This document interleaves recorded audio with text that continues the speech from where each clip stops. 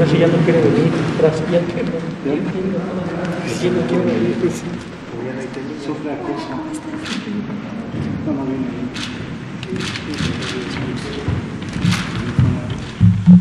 Buenas tardes. Muy buenas tardes. Son las 6 de la tarde, jueves 17 de septiembre de 2020. Vamos a dar inicio a nuestra conferencia de prensa en la cual informamos sobre los avances del programa de apoyo a microempresas familiares y aprovechamos para presentar algunos avances, resultados y elementos de oferta institucional que están a cargo de instituciones del Estado mexicano que tienen esfuerzos especiales o especialmente útiles en los tiempos en los que es necesario o crítico llevar a cabo acciones que permitan paliar o resolver los efectos económicos de la pandemia por el COVID-19. El día de hoy, en representación de la doctora Graciela Márquez, está un servidor, Alejandro Rosas, titular de la Unidad de Prospectiva, Planeación y Evaluación de la Secretaría de Economía. Y como todos los jueves, me acompaña Carlos Martínez Velázquez, director general del Infonavit. Bienvenido, Carlos, buenas tardes. Y Agustín Rodríguez, vocal ejecutivo de Fobiste. Agustín, bienvenido, muchas gracias. Voy a presentar brevemente los resultados o el avance en el programa.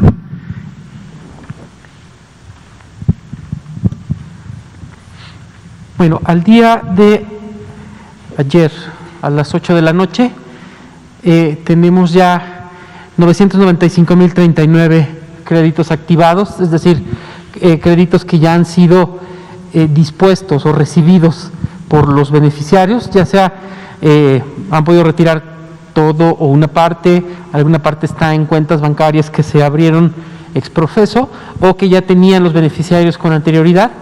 Y el punto es que son recursos que ya pueden utilizar o que ya han estado utilizando en la compra de insumos, en el pago de nómina, en alguna pequeña inversión, en algún algo de capital fijo, en fin, en algunos aspectos esenciales que les permitan mantener a flote la actividad y los establecimientos. El monto presupuestario involucrado es de 24,876 millones. Estamos ya muy cerca de la meta de 1 millón, lo hemos venido anunciando de días atrás, pero ya estamos ahora realmente cerca y en breve estaremos dándoles la noticia. La que sigue, por favor. Bueno, aquí, como se comentó en la mañana en la conferencia del presidente, se estableció el compromiso de informar cómo íbamos con la entrega de créditos en el estado de Sonora. Y aquí traemos la información. Tenemos avances al 31 de agosto. Estamos a 17 de septiembre. Este es el mejor dato que tenemos, el dato más reciente que tenemos, con una medición precisa de cuánto de cada modalidad se entregó en el estado y cuánto en todos los municipios. Tenemos nosotros cortes cada 15 días en los que se actualiza la información por estado y municipios. Son 32 entidades federativas y más de casi 2,500 municipios. Entonces, es un dato que se construye con cierto tiempo, toma tiempo construirlo. Hay que recibir los reportes de las instituciones bancarias, hacer alguna conciliación, después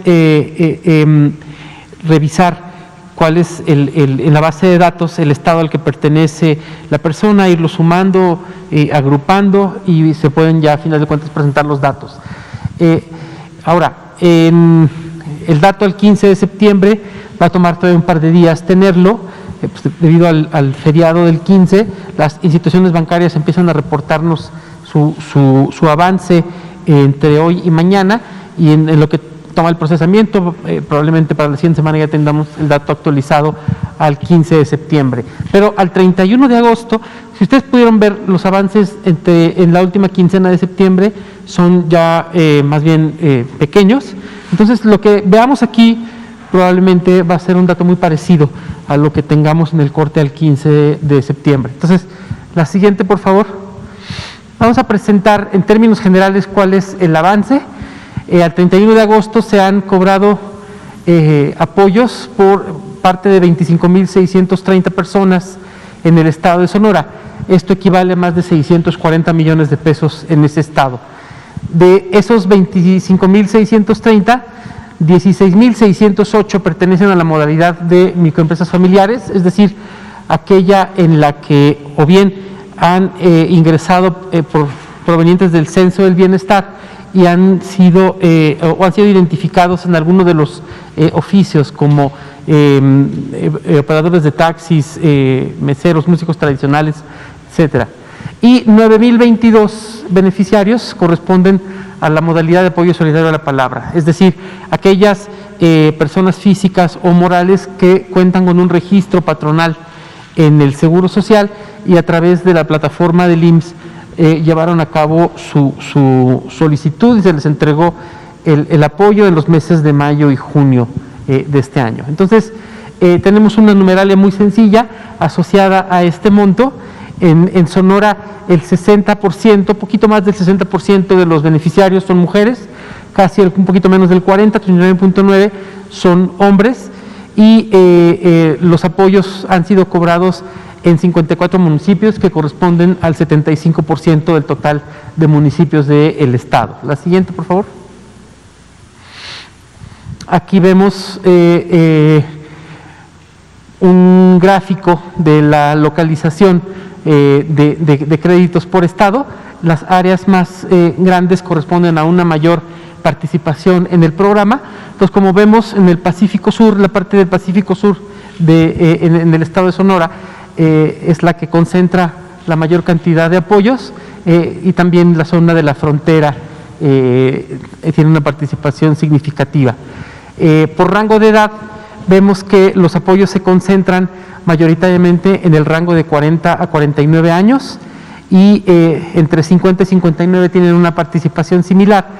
Entonces, son menores las participaciones de los rangos más altos, de 60 o más, y de 20 a 29 es una de las proporciones más pequeñas también. La siguiente, por favor. Finalmente, aquí hay un listado de número de beneficiarios del programa en los municipios que comentábamos, en el 75% de los municipios del estado. Vemos que Cajeme, el municipio donde está Ciudad Obregón, y Hermosillo son por mucho los municipios en los que se concentra la mayor cantidad de créditos. Y esto tiene sentido con la focalización inicial de este programa, o la focalización principal. Comentábamos que arrancamos operando en 200 municipios en todo el país, que correspondían sobre todo a las ciudades mayores, zonas metropolitanas, en las que el efecto del confinamiento que provocó la estrategia para combatir la pandemia iba a tener los efectos económicos más importantes y en donde se iba a requerir la mayor cantidad de apoyo. Bueno, esta es la información que corresponde al estado de Sonora. Con esto se cumple la instrucción que dio el presidente esta mañana, y bueno, pues quedan los datos aquí para cualquier duda o aclaración posterior. Yo aquí la dejaría, muchísimas gracias. Entonces, quisiera pasarle la palabra, por favor, a Carlos Martínez para que nos presente la información que trae el día de hoy.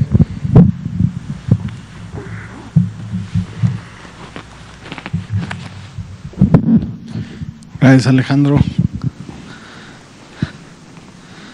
Bueno, empezamos con las acciones que estamos haciendo, pero primero vamos a ver en la que sigue qué es el Infonavit. Siempre es bueno recordarlo para que no se nos olvide que estos mitos que hay de que construye, pues no construye, de que financia desarrolladores, no financia desarrolladores. Es un fondo para los trabajadores, de los trabajadores, para los trabajadores, y que sirve para, con el ahorro que tienen derivado del 5% salarial, sobre eso se les da un crédito para que compren la casa que ellos quieran, que ellos elijan. Nadie los puede decir, esta te toca. Eso pasaba en el pasado, eso ya no pasa, es la casa que ellos quieran, y una vez que la eligen, el Infonavit les paga lo equivalente a la casa con el monto de crédito.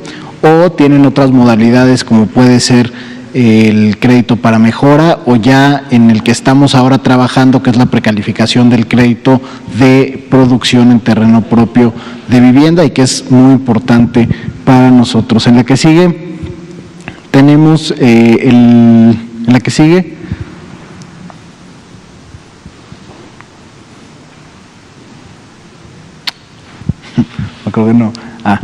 tenemos tenemos también otra herramienta que es muy importante para los trabajadores, que es toda nuestra estrategia de educación financiera, de inclusión financiera, y sacamos este consejero de bolsillo.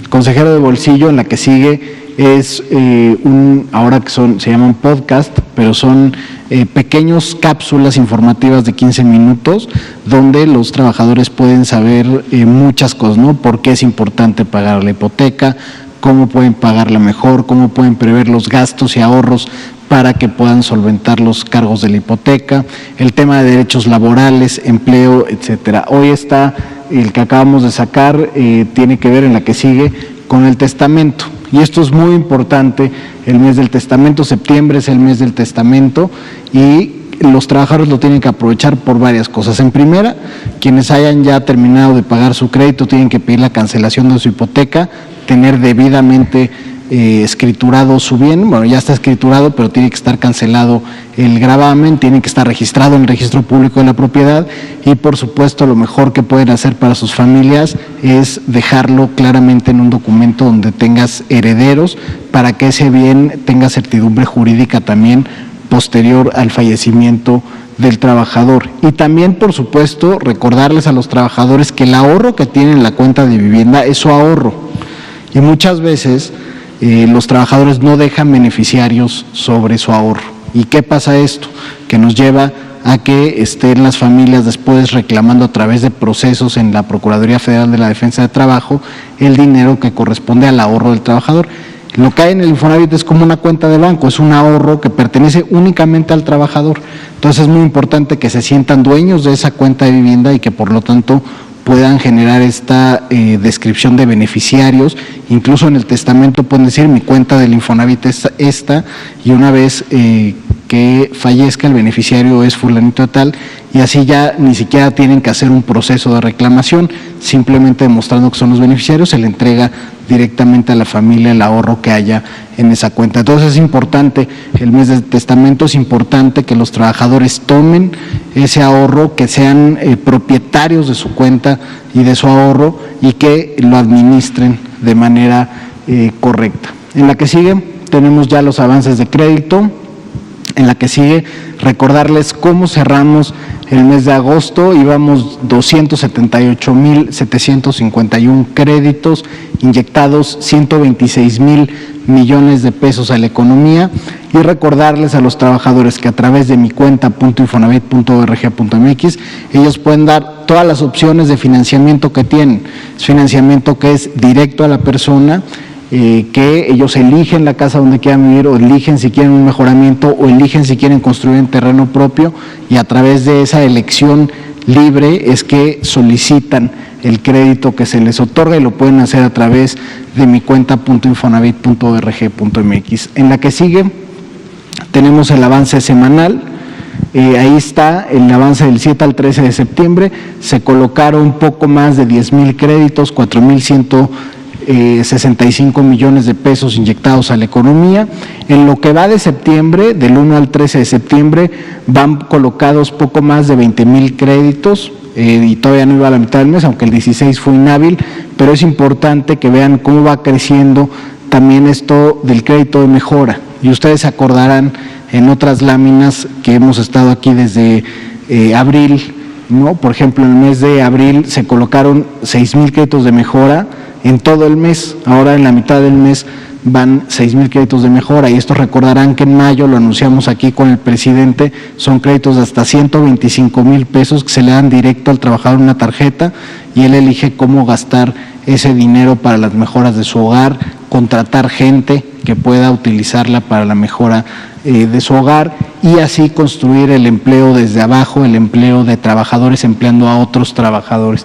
En esta semana hemos colocado ya 8,600, en lo que va del mes, 8,696 millones de pesos. Entonces la verdad es que septiembre también pinta bien, y viene el cierre del año, que como aquí les he explicado, normalmente noviembre y diciembre son los mejores meses de colocación en el sector privado, porque se hacen estrategias como las del Buen Fin, nos hacen estrategias generalizadas para incidir en el consumo nacional hacia final del año, Entonces, eso lo vemos reflejado nosotros en la parte hipotecaria, porque el Infonavit está ligado al sector formal privado y por lo tanto tiene ciclicidades o tiene manejos similares a lo que pasa en el consumo tradicional.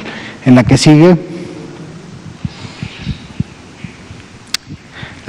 bueno, platicarles también a todos los trabajadores todo lo que hemos platicado del modelo de cobranza social. Desde que llegamos, tomamos una decisión, además fue instrucción del presidente, que teníamos que trabajar como instituto para aliviar la carga financiera de las familias. ¿Y eso qué significaba? Que teníamos verdaderamente que cumplir la ley, y cumplir la ley implica que tenemos que hacer todo lo posible para que el trabajador nunca pierda su patrimonio, sino buscar que mientras haya voluntad de pago nosotros podamos hacer todo lo que esté en nuestras manos, reestructuras, programas, etcétera, que sean suficientes para que la familia continúe pagando y al final tenga la escritura liberada de su casa. Esa es la misión del Infonavit, hacer que la gente termine de pagar. Entonces, establecimos el modelo de cobranza social. Esto se une, por supuesto, a lo que hicimos con el COVID, que tuvimos este programa activo del 15 al 31 de agosto, donde beneficiamos a 450,000 acreditados en los distintos programas, ya sea la prórroga, la tolerancia al pago, el Fondo de Protección de Pagos y Desempleo, etcétera, ¿no? Entonces, además de esto, a partir de noviembre, como ya les decíamos la semana pasada, va a haber trabajadores que termine este programa del COVID y digan, bueno, ahora de todos modos tengo dificultades para pagar. Entonces, ¿cómo le hago? Bueno, pues todos esos trabajadores lo que les decimos es que se pueden acercar con nosotros y solicitar la cobranza social para que empecemos a, desde ya, reestructurarse y trabajar con las familias. ¿Cómo se trabaja con las familias? En la que sigue tenemos las distintas alternativas que tienen y que es importante que conozcan. Uno es el Fondo de Protección de Pagos tradicional y este es distinto al Fondo Universal de Desempleo que sacamos en COVID. ¿Qué característica tenía ese Fondo Universal? Que no tenía copago y que se daba independientemente del año en que haya sacado el crédito. Sin embargo, hoy está disponible también el Fondo de Protección de Pagos, donde con un 10% del valor de la hipoteca o el 10% de la mensualidad, con eso el Infonavit cubre el 90% adicional de la hipoteca y puede durar hasta 6 meses pagando solo el 10% de la mensualidad. Entonces, imagínense que tienen un crédito cuya mensualidad es de 2,000 pesos, con 200 pesos pueden mantenerse al corriente porque el Infonavit asume todo lo demás. Luego está la solución a la medida, donde el Infonavit lo que ve es cuál es el factor de pago que tiene el trabajador. Entonces, por ejemplo, si se emplean en un trabajo donde tienen menor empleo o los ingresos que perciben son menores a los que tenían en el momento en que sacaron el crédito, se ajusta el factor de pago para que no sea por arriba del 30% del salario. La que sigue tenemos, en la que sigue, si pasamos, está el dictamen de capacidad de pago. Ahí van trabajadores sociales a la casa de las familias y hacen un dictamen de cuánto podrían pagar entre los miembros de la familia y se hace un ajuste a la hipoteca para que puedan seguir pagando. También está el borrón y cuenta nueva para aquellos trabajadores, sobre todo, que pidieron una prórroga, que por ley, eso dice uno de los artículos de la ley, dice que la prórroga genera intereses durante 6 meses. Entonces, ¿qué pasa? Que muchos trabajadores cuando regresan al empleo formal, pues traen ahí una carga de intereses que no deberían. Entonces, este programa ayuda a que cuando regresen al empleo formal, esa carga se disminuye. En la que sigue está el estudio socioeconómico, donde también aquí trabajamos con la Universidad Nacional Autónoma de México. Van trabajadores sociales a estudiar a la familia, estudiar el comportamiento de pago, los ingresos que puedan tener, por ejemplo, hijos, papás y demás, y se hace una solución donde convienen cómo sí pueden pagar. También está el apoyo a pensionados y jubilados. Todos aquellos pensionados y jubilados que hoy sigan pagando una hipoteca pueden acceder a este programa y se aplica también a la reestructura de los créditos para que paguen una mensualidad más baja, dependiendo, por supuesto, de la capacidad de pago de los pensionados y jubilados, ¿no? Entonces, también es muy importante porque también nos preguntan mucho, sobre todo aquellos que se jubilan, nos preguntan mucho qué pueden hacer para reducir su carga financiera. Y esto ha sido, en la que sigue, lo que nos ha pedido en general el presidente de la República sobre el Infonavit. ¿Cómo hacemos para aliviar la carga financiera de las familias y que verdaderamente puedan pagar su casa y que tengan su escritura liberada? Eso es lo que nos ha motivado a hacer todos estos programas y que seguiremos haciendo nuevos programas. Ahora en la nueva realidad económica, pues tenemos que ser conscientes de ella y generar también nuevos programas para las personas. En la que sigue, finalmente, tenemos los datos de contacto. Bueno, el apoyo por paro técnico, sigue vigente. Aquí, de ese hablamos aquí varias tardes, pero todas las empresas que entran en paro técnico, los trabajadores pueden acercarse con nosotros y decir: mi empresa está en paro técnico, me están pagando menos, sigo contratado, y nosotros podemos hacer un descuento al factor de pago mientras sigan contratados en esa empresa. Eso es común, ya lo hemos platicado aquí con la secretaria también, en la industria automotriz, en todas las armadoras de aviones, todo este tipo de industria se dan muchas veces paro técnico porque están conectados con las cadenas de producción globales. Y lo que les decimos a los trabajadores, que se acerquen con nosotros, que no tengan miedo. Antes le tenían miedo al instituto, ¿no? Porque decían: es que me van a quitar la casa. Pues ahora ya no, ahora lo que hacemos es ofrecerles soluciones para que verdaderamente puedan mantener su patrimonio y puedan seguir pagando. Se pueden acercar, por supuesto, al portal .infonavit.org.mx, pueden comunicarse también al 800-008-3900 o a través de mi cuenta Infonavit, quienes tengan acceso a su banca electrónica, y también pueden conocer las opciones, pueden conocer si son, por ejemplo, sujetos a otros programas que hemos presentado aquí como responsabilidad compartida, se pueden precalificar para un crédito, pueden, en fin, hacer un chorro de trámites en línea a través de su banca electrónica. Y con esto sería todo. Muchas gracias, Alejandro. Muchas gracias, Agustín. Muchas gracias. Adelante, Agustín, por favor.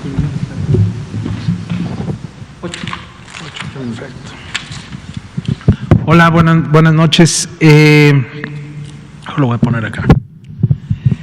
Bueno, en el FOBISSSTE, en lo que corresponde a la colocación al 14 de septiembre del 2020, tenemos créditos formalizados por 34,741 créditos, lo que significa ya el 75% de nuestras metas anuales. Se han generado cerca de 426,000 empleos directos e indirectos, y se ha incrementado el número de créditos correspondientes en comparación con el año pasado en un 5.1% y en un 7.1% en monto otorgado por crédito. ¿Qué significa? Que vamos muy bien, que se va colocando, que a la gente le están gustando los nuevos productos, y los invitamos a que a los que tienen ya la oportunidad, a los que están dentro de nuestro sistema, bueno, pues que culminen y formalicen sus créditos para que lo puedan estrenar su casa este fin de año. En la que sigue, por favor. En lo que corresponde a Raíces es uno de los programas favoritos ahorita del fondo. Lo que busca el fondo es equidad, ¿no? De que no hay ciudadanos ni de primera ni de segunda, todos somos de primera, entonces todos debemos de tener las mismas condiciones para poder desarrollarlos. Y Raíces de eso se trata, de que el que quiera tener su casa en zona rural o zona indígena pueda hacerlo de manera adecuada, con montos extraordinarios de crédito. En solicitudes registradas tenemos 328, en proceso 827, en total se han recibido 1,155 solicitudes. El porcentaje de estos créditos han sido solicitados en el 34%, casi el 35% de estos créditos en Oaxaca, el 13% en Puebla y el 12% en Veracruz. Y pues bueno, hoy se autorizaron los primeros 100 créditos de este tipo. ¿Qué estamos haciendo? Son créditos directos para los trabajadores. El que solicite este tipo de programas de autoconstrucción tienen en automático su crédito sin hacer otro trámite, sin estar en todos nuestros procesos. Entonces, pues es una gran oportunidad para hacerse de su vivienda. Adelante, por favor. Avance de colocación de crédito para la autoconstrucción, para la construcción en el país. ¿Cómo vamos? Total de créditos son 2,328 que nos han solicitado, sin iniciar trámite 1,365, en trámite 599 y formalizados 364, lo que está generando cerca de 4.437 empleos directos e indirectos. Otro de los beneficios que tiene Raíz es que el empleo que genera, la derrama económica que genera dentro de estas zonas rurales, dentro de estas zonas indígenas. Y recordar que el recurso va al trabajador y primero va a poder pagar su predio y con el otro porcentaje, con el 70%, va a poder construir su vivienda. Y los que ya cuenten con un predio ya también van a poder construir y tener el 100% de su crédito para construcción. Eso lo que significa es pues, mayor rendimiento de su dinero, mayor rendimiento, mayor claridad en las cuentas. Y si tener una vivienda de 120 metros puede tener una vivienda hasta de 150 porque es autoconstrucción y es en zona rural y los montos son muy buenos. Entonces, la que sigue, por favor. Las nuevas reglas para el otorgamiento de crédito. Primero, como les comentaba, del 100% en lo que corresponde a construcción de vivienda en terreno, con compra de terreno, el 30% va para el pago del predio, el 70% va para la autoconstrucción que se reparte en 4 administraciones y nosotros vigilamos el proceso constructivo de inicio a fin, junto con el mejor supervisor que es el mismo derechohabiente. Entonces, acompañamos al derechohabiente, le damos toda la información de su proyecto, presupuestos, precios unitarios, volúmenes de obra, para que no le hagan las cuentas chiquitas, para que realmente él sepa cómo debe de supervisar su obra y no caer en sobrecostos, ¿no? Entonces, con eso ayudamos a todos nuestros derechohabientes a que tengan una vivienda realmente de calidad y con la supervisión externa e interna suficiente. ¿Qué créditos para la construcción tenemos? Todos los que soliciten en los nuevos programas, como es Tu Casa Te Espera, que es del sector de la vivienda, del sector de la salud, para los trabajadores de la salud, enfermeras, enfermeros, doctores, doctoras, es para este tipo de programas. Raíces, que es el rural indígena, y aparte también créditos tradicionales. Recordar que este crédito, dentro de los beneficios, la que sigue, por favor. Entre los beneficios que tiene es que hicimos todos los proyectos, hicimos un sistema, no hicimos prototipos, lo que siempre se hacía antes.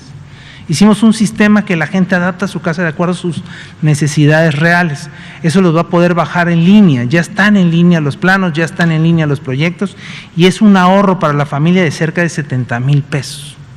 Y estos proyectos que estamos dando, que están en línea, son completamente gratuitos y no solo para los trabajadores del Estado, sino para todos los mexicanos en general.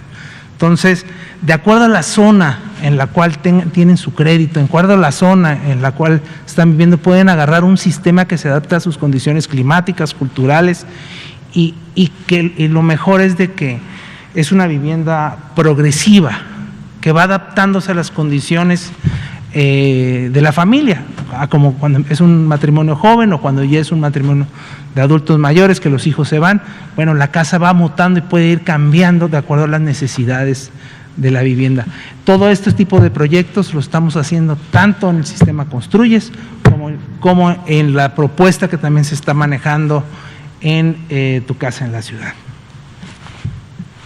También estamos trabajando con los municipios, con los ayuntamientos, con las delegaciones, para que exista una prefactibilidad del proyecto arquitectónico, de las ingenierías, de lo que corresponde a toda la parte eléctrica, sanitaria, toda la parte, eso ya va a estar ya va a haber una prefactibilidad. Lo único que va a revisar el municipio y la delegación es que es el acomodo de acuerdo a las condiciones del terreno que escogió el derechohabiente. A partir de eso va a ser más ágil, va a ser más rápido y sobre todo va a combatir la corrupción, que también es un tema en términos de procesos de municipales.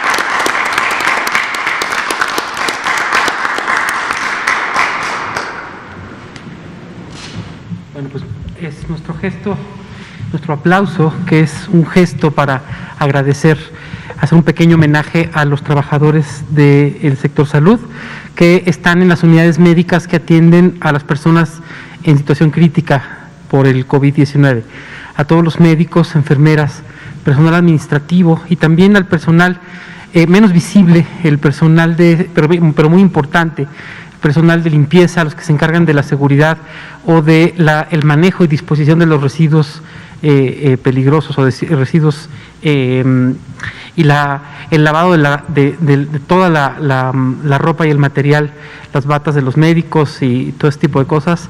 Todos ellos, a todos ellos muchas gracias. Bueno, continuamos, por favor.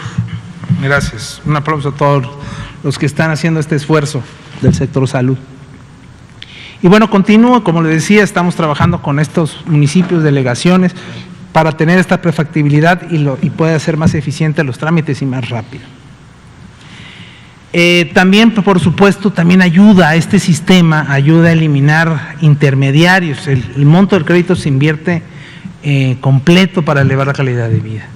También se beneficia a la ciudad a través de los ingresos municipales. Recordar que todo esto genera predial, genera mejoras en las condiciones de cada zona donde se construya esta vivienda. Y algo muy importante como estrategia que tenemos en el fondo es buscar predios intraurbanos, que es muy complicado. Dicen que era imposible, bueno, ya lo logramos con Tu Casa en la Ciudad a costos realmente justos, y ahorita lo que estamos haciendo con este programa es que busque la iniciativa privada o las personas que sienten que tienen un predio adecuado para construir clústeres pequeños de 5, de 10, de 15 casas, lo único que tienen que hacer es urbanizar, y con los programas que tenemos se financia toda la construcción. Y precisamente para ellos es la siguiente lámina. Adelante, por favor.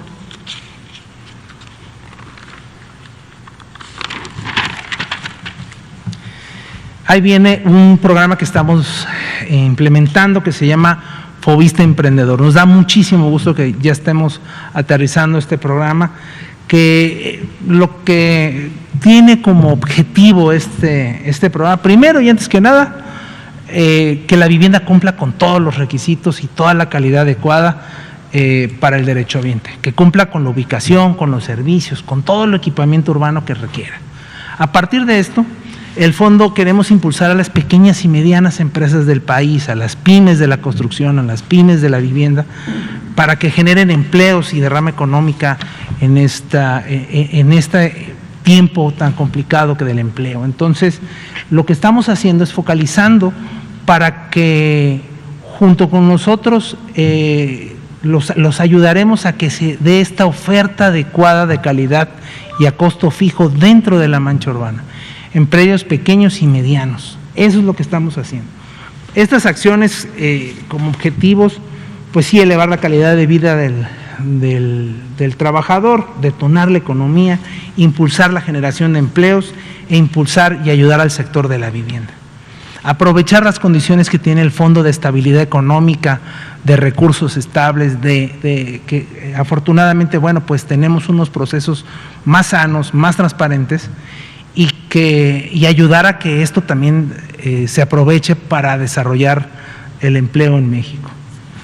La invitación a los pequeños y medianos empresarios a sumarse al programa, a invertir en compra de terrenos o bien asociarse para medianos constructores y sobre todo consolidar el mercado de la vivienda social a precios justos, precios adecuados.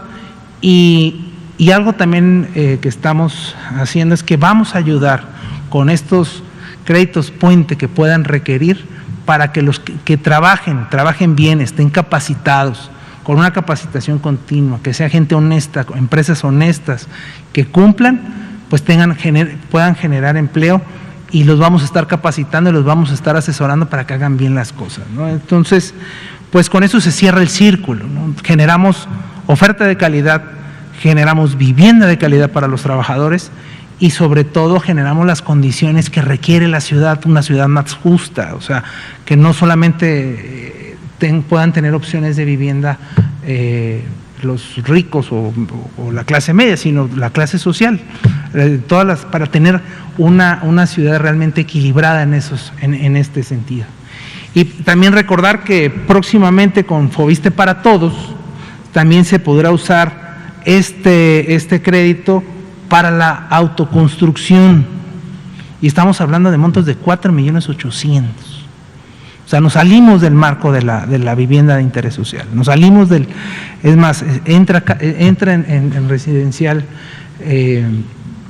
ya entra en una parte residencial estos montos para su vivienda. Entonces, con ello pueden realmente las familias tener una vivienda realmente muy accesible y de muy buena calidad. Entonces, cerramos esta participación con esto, con esta invitación a los pequeños y medianos a que nos pongamos las pilas todos y ahí los ayudamos a que puedan desarrollar vivienda de calidad dentro de la mancha urbana. La que sigue, por favor.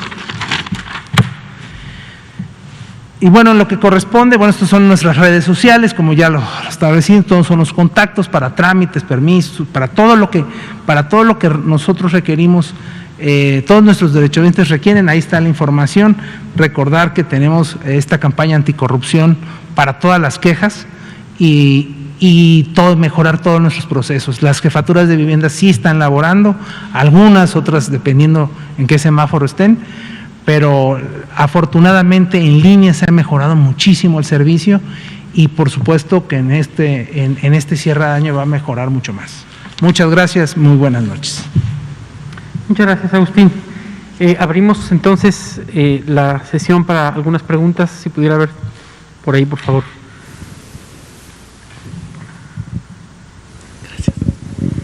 Sí, buenas tardes. Juan Carlos Machorro, AM de Querétaro. Para el titular del Infonavit, hace unos días firmó un convenio con la SEDATU para recuperación de vivienda abandonada en el norte del país, en Nuevo León y Tamaulipas. El instituto, ¿qué es lo que va a hacer? ¿Va a recomprar esas casas, buscar quiénes son los dueños y si ampliarían a otros municipios que se sabe que tienen mucho vivienda abandonada, Juárez, Tijuana, etcétera? Y otra, finalmente, ¿qué tan importante es para el instituto esta cuestión de esta regeneración urbana y bueno, dando una buena utilidad a toda esa infraestructura que ya está ahí? Gracias. Sí, efectivamente firmamos un convenio, estuvo presente el secretario Meyer, nosotros y con los municipios de Juárez, Nuevo León, de Suazua y de Matamoros, ¿no? Estuvimos con esos tres municipios firmando y el propósito es precisamente que las viviendas que ya tiene el Infonavit en su haber, digamos que ya en algún momento fueron parte de juicios hipotecarios, esas son las viviendas que se van a recuperar. ¿Y por qué se hace en conjunto con los municipios? Porque desde diciembre pasado firmamos un convenio marco con SEDATU. En este convenio marco nos comprometimos a ejecutar el Programa Nacional de Recuperación de Vivienda Abandonada. Y entonces estamos utilizando la cartera de vivienda que tiene el instituto y donde hay concentración de vivienda amplia y donde hay además ejecutándose programas de mejoramiento urbano de la SEDATU, es con los municipios que estamos empezando. Firmamos ya precisamente convenios con Mexicali, con Tijuana, con Ciudad Juárez y ahora estos tres municipios. Y con estos municipios lo que se busca es, uno, hacer un plan maestro de estudio y reconversión de usos de suelo, si fuera el caso.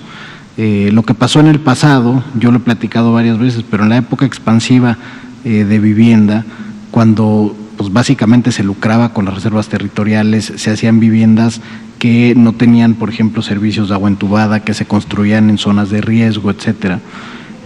Pues se proliferó la vivienda y se extendieron las ciudades, muchas veces donde no debieron extenderse.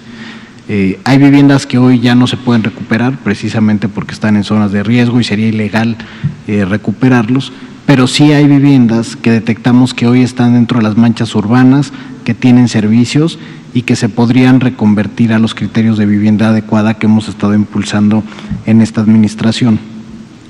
Una vez identificadas, se firma el convenio con los municipios y con los municipios nos encargamos de hacer el plan maestro para detectar, por ejemplo, qué oportunidades hay de que en esos suelos se vaya de un suelo puramente habitacional a un suelo de uso mixto, donde se pueda decidir, por ejemplo, que ciertas viviendas que hoy están abandonadas se puedan convertir en parques o espacios públicos y después recuperar la vivienda alrededor de eso, pero una vez que se regenera la parte urbana.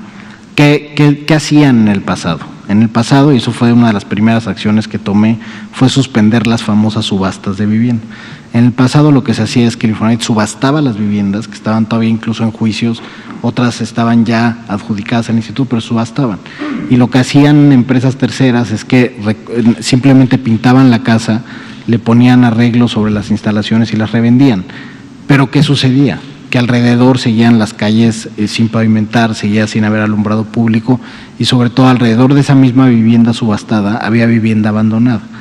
Entonces no se hacía un proyecto integral donde se recuperara la zona urbana y eso fue lo que cambió. Por eso suspendimos las subastas e hicimos este programa y vamos ahora sí que municipio por municipio identificando cuáles son viables de recuperar, cuáles sí tienen servicios, ¿no? Porque hay unas que no tienen ni siquiera agua entubada, pues los municipios no van a llevar esa agua entubada. Solo si se comprometen a que van a llevarla, pues puede haber una viabilidad de recuperación. Pero si no, imagínate, nosotros estaríamos haciendo un daño social si decidimos recomercializar cosas que ni siquiera tienen servicios, ¿no? Entonces están identificando estas oportunidades con los municipios y ya se irán presentándolo, tanto los planes maestros como los compromisos de inversión de los municipios, del propio instituto que pondrá las casas, es parte de lo que nosotros vamos a hacer, y invitar a la iniciativa privada o a los propios municipios a que ellos también inviertan en la reconversión de casas y su posterior comercialización, que puede ser en cualquier modalidad. Entonces, pues vamos a estar ahora sí que anunciando cómo se va desplegando este programa. Ya estamos trabajando, como les decía, en Ciudad Juárez, Tijuana, Mexicali y ahora en Juárez, Nuevo León, Suazua y Matamoros, y también tenemos firmado un convenio en Tlajomulco, en Jalisco, ¿no? Son los municipios que hoy están firmados y con quienes estamos trabajando. Es también los municipios que concentran mayor cantidad de vivienda abandonada y pues ese es el proyecto, ¿no?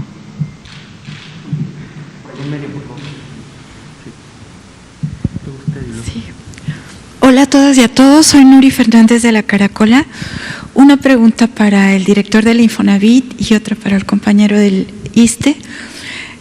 La del Infonavit, bueno, decía que antes la gente temía acercarse al instituto y hay pues un montón de leyendas negras, ¿no? Desde la leyenda del sueldo del director del Infonavit, que era 2 veces el sueldo de Trump. Entonces, ¿cuáles son las medidas que se han tomado en el instituto para abatir la corrupción? Si pudiera resumirlas en unas cuantas medidas claves. Esa sería una pregunta. Y para el ISSSTE, este proyecto Raíces, cuando dice autoconstrucción, ¿a qué se refiere? ¿La gente tiene que recibir el crédito y ver cómo le hace para construir su vivienda? ¿Qué quiere decir la autoconstrucción? Esas son las 2 preguntas. Gracias. Gracias. Bueno, ahora sí que me tardaría un poquito más que para describir lo que hemos hecho. Yo creo que una de las principales cosas, y ligándolo al tema del temor que tenía la gente, fue suspender los llamados juicios masivos. Lo que hicieron la administración anterior básicamente era hacer estos procedimientos masivos. Literal metían 500 casas en un solo juicio, no notificaban a los acreditados, o sea, ni siquiera sabían que estaban en un proceso judicial de recuperación de garantías, que es normal. O sea, esos juicios hipotecarios pues los hace también la banca privada, etcétera, pero se hacían de forma masiva, no se avisaba a los acreditados, no se cumplían garantías procesales.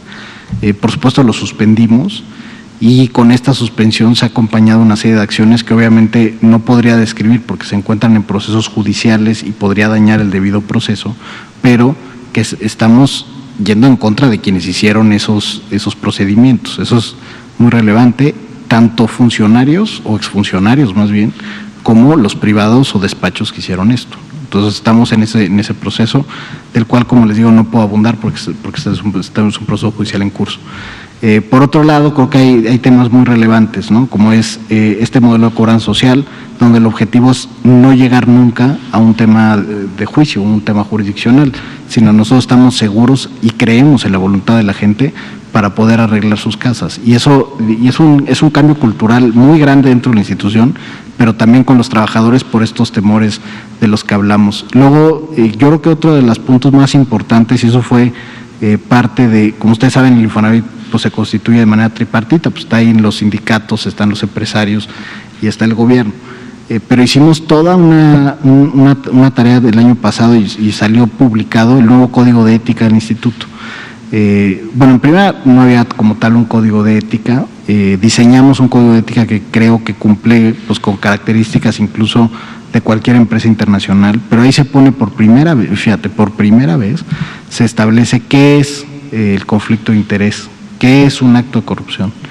Todas esas cosas ni siquiera estaban definidas y es muy importante empezar a definir desde el lenguaje, empezar a exigir, por ejemplo, que los consejeros del sector empresarial o del sector sindical declaren sus conflictos de interés y presenten esas cartas de conflicto, que no participen en temas donde pueden tener información privilegiada que les pueda ayudar a tomar decisiones por encima de su competencia en el mercado. O sea, todo eso no existía en el instituto y ahora el Código de Ética se publicó en el Diario Oficial de la Federación el 24 de diciembre del año pasado, pero eso yo creo que fue muy importante.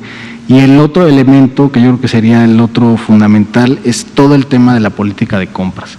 En el instituto se tenía casi que por costumbre que todo el presupuesto, el 93% del presupuesto, se iba a través de adjudicaciones directas. O sea, eran literalmente de cualquier tipo de contrato, o sea, olvídate de diferenciar, el 93% del presupuesto se iba en adjudicaciones directas y lo que hicimos fue hacer una política pro competencia. Hoy te puedo decir que la mitad se va en adjudicaciones que todavía son contratos que tenían bianualidad o demás, y el resto se va por licitaciones abiertas y competidas. Eso nos ha permitido generar ahorros enormes. O sea, por ejemplo, solo el año pasado nos ahorramos en gasto operativo 5,000 millones de pesos.